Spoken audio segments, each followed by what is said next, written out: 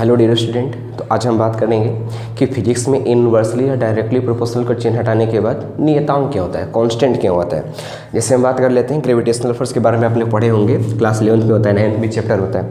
तो अगर हम ग्रेविटेशनल के फोर्स के बारे में बात करें तो ये जो ग्रेविटेशनल फोर्स होता है यह डायरेक्टली प्रोपोर्शनल टू होता है m1 m2 के, और ये इनवर्सली प्रोपोर्शनल टू होता है उनके बीच की सेपरेशन मीन्स दूरी के। तो अब देखिए ये जो Fg है या फिर ग्रेविटेशनल फोर्स है, तो ये ग्रेविटेशनल फोर्स दूरी के वर्ग के इनवर्सली प्रोपोर्शनल टू होता है और इनके द्रव्यमानों के गुणनफल के डायरेक्टली प्रोपोर्शनल टू होता है। तो अब देखिए इस चिन्ह को हटाने के बाद या फिर इन दोनों को लपेट कर एक ही में लिखा जाए तो लिखेंगे Fg और ये हो जाएगा m1 m2 और डिवाइडेड बाई क्या हो जाएगा r²। अगर इस चिन्ह को हम हटा दें तो हटाने के बाद एक नियतांक ना एक कांस्टेंट आता है और उसको हम लोग क्या कहते हैं g। तो हो जाता है m1 m2 और बटे में क्या होता है r²।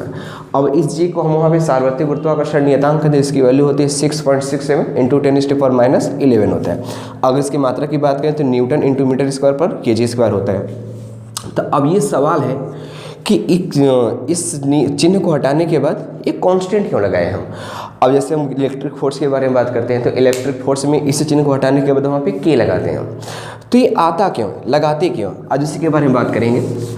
और फिजिक्स में अक्सर हर चैप्टर में मिल जाता है कि डायरेक्टली प्रोपोर्शनल टू होता है कोई चीज़ इनवर्सली प्रोपोर्शनल टू होता है, तो उन चिन्ह को हटाने के बाद एक नियतांक लगाते हैं, कांस्टेंट लगाते हैं। तो अब लगाते क्यों, आइए उसी के बारे में बात करेंगे। अब जैसे मान लीजिए कि बहुत बड़ी कंपनी है और उस कंपनी में एक मैनेजर है और एक लेबर है। तो ये जो मैनेजर है, अब मान लीजिए कि इस मैनेजर की जो पेमेंट है, जो वेतन है, ये है 2000 रुपया पर मंथ है, और उसी में एक लेबर है और उस लेबर की जो पेमेंट है वो मान लीजिए कि 1000 रुपया पर मंथ है।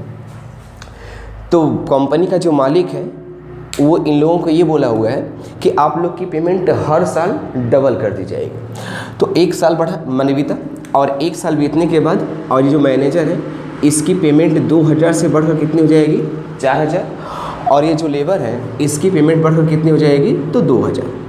ठीक, फिर एक साल बीता और एक साल बीतने के बाद फिर से इसका मान डबल होगा।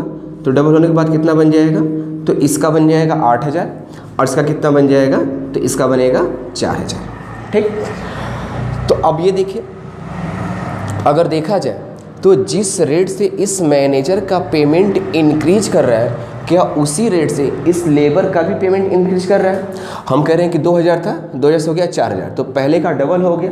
तो इसका 1000 था, 1000 से कितना हो गया, 2000, तो इसका डबल हुआ है तो इसका भी डबल हुआ है। मतलब जिस रेट से, जिस दर से इसका पेमेंट इंक्रीज कर रहा है उसी रेट से इसका भी पेमेंट इंक्रीज कर रहा है। तो जिस रेट से कर रहा है उसी रेट को हम क्या कहते हैं, नियतांक कहते हैं, कांस्टेंट कहते हैं। तो अगर इन दोनों को आपस में बराबर करना चाहे या फिर हम ये कह सकते हैं कि इनके पेमेंट की जो बढ़ने की दर है वो क्या है, तो डायरेक्टली प्रोपोर्शनल टू है। मतलब जिस रेट से इसका पेमेंट बढ़ रहा है उसी रेट से इसका पेमेंट भी बढ़ रहा है। तो ये चीज़ क्या है, डायरेक्टली प्रोपोर्शनल टू है। तो अगर हम इन दोनों को बराबर करना चाहें, इक्वल करना चाहें, तो इस चिन्ह को हटाएंगे और इस चिन्ह को हटाने के बाद क्या लगाएंगे, एक नियतांक लगाएंगे, एक कांस्टेंट लगाएंगे।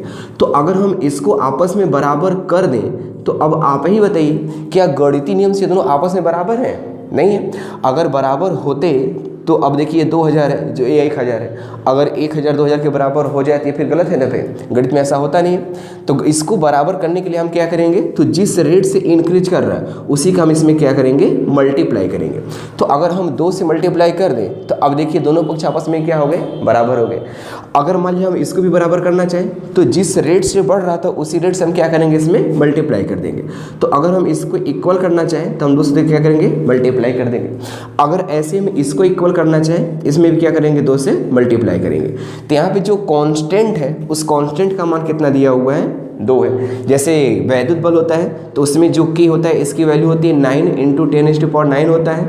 जैसे जो सार्वत्रिक गुरुत्वाकर्षण g होता है इसकी वैल्यू 6.67 × 10⁻11 होता है। वैसे यहाँ पे जो कांस्टेंट है इस कांस्टेंट का मान कितना है, 2 है।